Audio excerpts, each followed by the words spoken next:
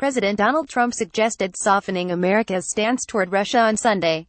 His comments Sunday came on the heels of remarks he made on Saturday, when he claimed he believed Russian President Vladimir Putin when Putin said Russia did not interfere in the 2016 election.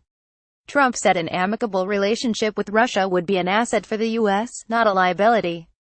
President Donald Trump suggested in Vietnam on Sunday that U.S. sanctions against Russia are too tough and that he prefers being on more amicable terms with the Kremlin.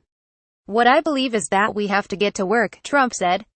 "And I think everybody understood this that heard the answer. We have to get to work to solve Syria, to solve North Korea, to solve Ukraine, to solve terrorism," he added.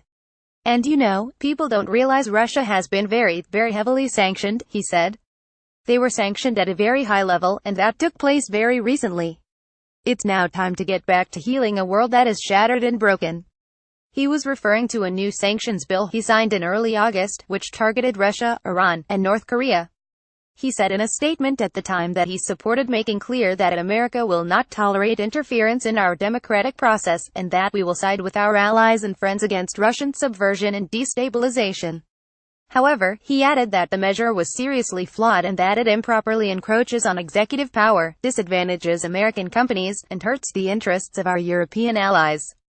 Trump's comments on Sunday came on the heels of remarks he made on Saturday, when he said he believed Russian President Vladimir Putin when Putin told him Russia did not interfere in the 2016 election.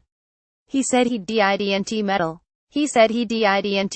Trump told reporters aboard Air Force One. "I asked him again. You can only ask so many times.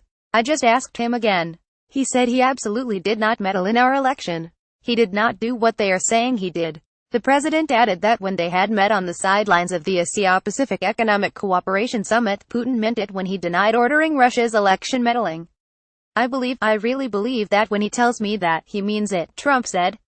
"But he says, I didn't do that.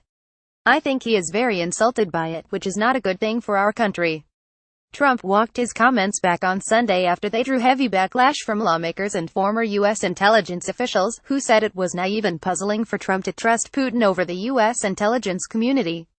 But he said that having a friendly relationship with Russia, as opposed to an adversarial one, is an asset to the world and an asset to our country, not a liability.